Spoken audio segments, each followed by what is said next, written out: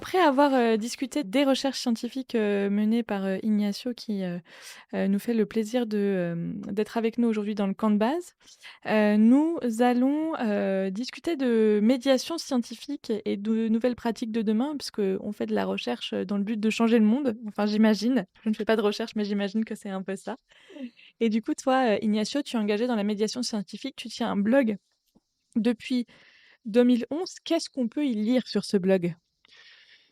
Oui, c'est un blog qui j'ai commencé parce que j'ai aimé beaucoup la photographie des montagnes. J'ai fait des photos pendant mes sorties en montagne. Et j'ai mélangé les deux, des images et des articles sur la durabilité en montagne. On parle par exemple sur c'est quoi un refuge de montagne durable. On parle aussi de quels sont les impacts du changement climatique sur l'escalade ou sur l'alpinisme. On parle aussi c'est quoi l'escalade durable, surtout par rapport à l'équipation Des voix. des voies. Et donc, il y a plusieurs thèmes qu'on a, grâce à il y a plusieurs collaborateurs. Donc, il y a un glaciologue comme Ibai Rico, qui est à l'Université del País Vasco, qui écrit des articles. Il y a des géographes, il y a aussi des écologues. Par exemple, il y a Chema Fernández Monge, qui a écrit des articles aussi sur le blog et qui maintenant il est devenu vice-président de Mountain Wilderness Espagne. Et donc, c'était une histoire curieuse parce que j'ai commencé toute seule en 2011. Petit à petit, j'ai fait mon réseau de collaborateurs, de personnes qui sont très attachées à la montagne. Et petit à petit, j'ai fait de cette passion pour écrire et pour m'informer sur la montagne, j'ai fait ma profession finalement. Et donc, quand j'écoute quelqu'un jeune qui pense de commencer un blog ou un podcast, je lui dis tout le temps, n'hésite pas, parce que c'est une très bonne façon de te rattacher à tes passions, de développer tes passions et de faire des choses que tu aimes. Et donc dans ce blog qui s'appelle Luces de Montaña, c'est ça? Oui, exactement. Tu écris des articles, mais tu les écris en dehors du cadre, académique, en dehors de ton travail? Oui, ça dépend. Parfois, c'est le soir, parfois, c'est le week-end. Mais parfois, c'est très lié à la recherche. Parfois, on fait juste un résumé d'un article scientifique ou de nous ou des autres auteurs.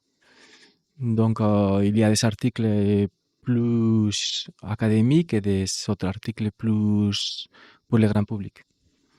Et pourquoi c'est important pour toi de partager, toutes ces réflexions autour de la montagne et de ta pratique de loisirs en montagne? Je crois que la première raison, c'est qu'on est choqué des impacts du changement climatique dans les régions de montagne. Ici, à Grenoble, on les voit très bien. On est très proche. Et la deuxième raison, c'est principalement que il y avait le besoin de partager ça, d'informer les autres. Je crois qu'en tant que des personnes qui allons suivons en montagne, on a une petite responsabilité aussi de partager ce qu'on voit avec les personnes qui vont pas très souvent de montagne. Parce que ça qui arrive à la montagne, ça va arriver bientôt dans les terrains en bas. Et donc, c'est important de partager ces informations avec la population aussi pour contribuer à faire des consciences et petit à petit essayer de faire la transition vers la durabilité, la transition écologique. Alors, tu as aussi travaillé à la rédaction d'un livre dont on a déjà parlé, plus tôt, dans, cette émission, Voices of Glacier. Alors, je vous propose de lire, la 4e de couverture. À mesure que la fonte des glaciers se poursuit sans relâche à toutes les latitudes, la disparition des glaciers tropicaux offre un aperçu précoce de ce que pourrait être un monde sans glace. Ce livre donne la parole à 35 personnes diverses dont la vie est liée aux glaciers tropicaux, relatant leurs sentiments, perceptions et expériences, ainsi que la manière dont elles s'adaptent à une réalité en transformation. Ces témoignages, allant des voix autochtones locales gardes forestiers, touristes, scientifiques, alpinistes, artistes et autres, avec des perspectives issues de disciplines telles que l'anthropologie, la glaciologie et la science de la durabilité, offrent une fenêtre unique sur les effets ressentis de la perte des glaciers. Les images montrant la perte de glace des glaciers en Afrique, en Amérique latine et en Asie du Sud-Est au cours des 175 dernières années racontent leur propre histoire puissante et incontestable. D'ici 2050, près de la moitié des glaciers tropicaux présentés dans ce livre, y compris 5 sites du patrimoine mondial de l'UNESCO, 4 réserves de biosphère et un géoparc mondial auront disparu, et la majorité aura perdu environ 90% de la superficie qu'ils couvraient pendant le petit âge glaciaire, donc c'est entre le XVIe et le XIXe siècle. Ceci illustre de manière frappante les impacts du changement climatique déjà en cours dans certaines régions les plus vulnérables de la planète et constitue un indicateur de l'avenir des glaciers ailleurs, ainsi que les populations qui en dépendent si nous ne parvenons pas à en atténuer ces effets.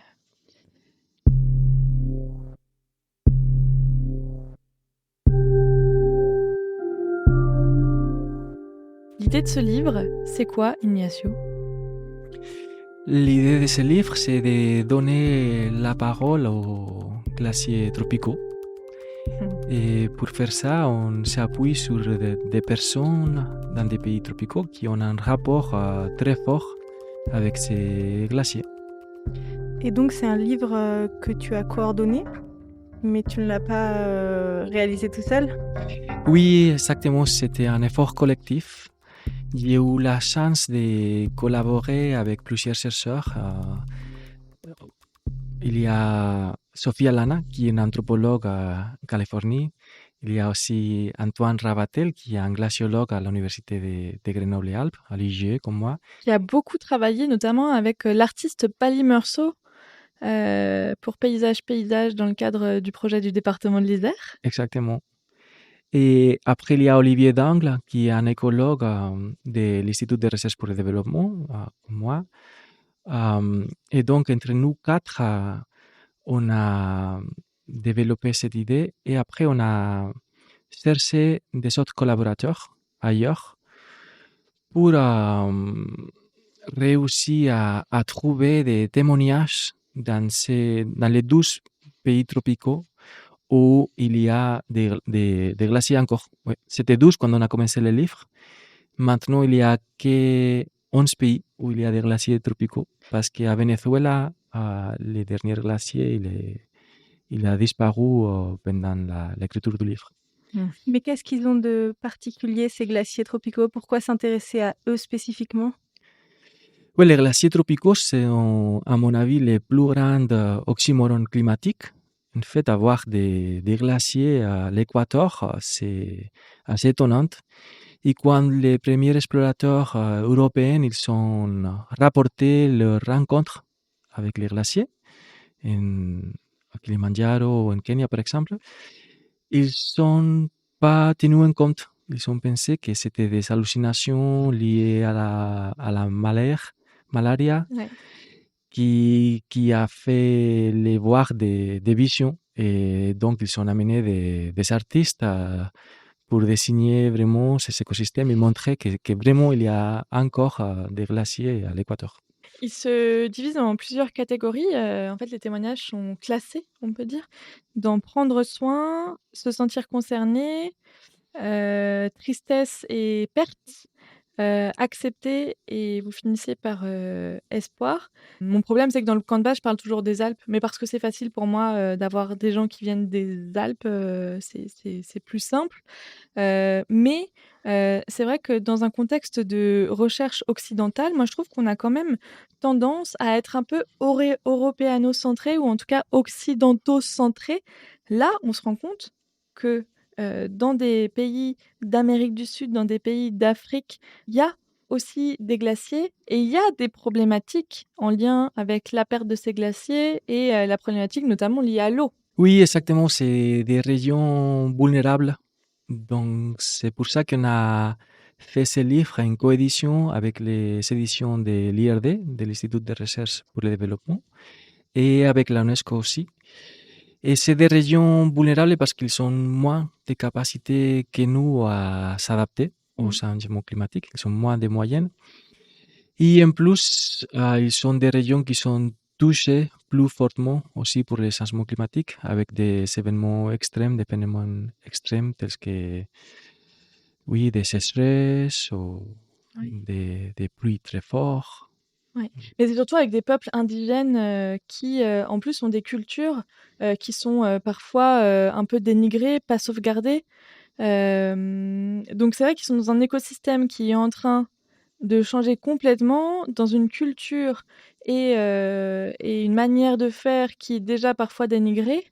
Donc c'est vraiment il y a un double enjeu quoi, d'identité culturelle et de culture du glacier qui disparaît. Oui, effectivement, il y a des communautés indigènes pour lesquelles les glaciers, c'est une partie fondamentale de leur cosmovision, Mmh. de leur spiritualité, de leur identité. Et, et on a essayé de montrer ça, mais aussi avec une diversité, parce que il y a des acteurs très différents. Dans les livres, on a des témoignages des communautés indigènes, mais aussi des touristes, des chercheurs, des artistes, Mmh. des personnes qui gardent et qui protègent les glaciers. Et, et donc, on essaye de montrer ces diversités avec ces 35 différents témoignages. Et d'ailleurs, c'est marrant parce que j'ai vu dans le Courrier international, qui est sorti, dans la semaine du 30 avril au 6 mai, je ne sais pas si vous avez vu cette information, mais dans les montagnes du nord du Pakistan, il y a des habitants qui avaient, l'habitude d'unir des glaciers mâles et des glaciers femelles, donc ils vont chercher de la neige. Ils font que les glaciers s'accouplent pour faire que cette glace, cette neige ne se perde jamais. Et en fait, il y a eu des études scientifiques là-dessus. C'était, dans, donc le Courrier international, de fin avril et vraiment, je vous propose d'aller, chercher. Moi, je suis allée le voir à la bibliothèque parce que ça me paraissait complètement fou et les images sont incroyables et l'article est très, très intéressant, notamment sur l'identité culturelle en lien avec ces glaciers et c'est aussi ce à quoi nous rapporte ce livre, que, tu as coordonné, Ignacio. Oui, j'ai lu dans le livre qu'il y avait, un peuple qui avait, pour, coutume d'aller chaque année, il y avait un pèlerinage au glacier et ils récupéraient à chaque fois des morceaux de glacier qu'ils ramenaient en bas et en fait, ils ont arrêté de faire cette coutume pourtant, ancestrale, parce qu'ils ont remarqué que le glacier se réduisait et qu'en fait, il fallait en prendre soin. Mmh. Ça, c'est quand même hyper marquant de voir ce lien, culturel au glacier, quoi. Complètement. On n'est pas que là pour faire de la science du tourisme, ou, de la patrimonialisation, mais il y a vraiment, ces questions culturelles derrière qui sont extrêmement fortes. Mmh mh, mmh.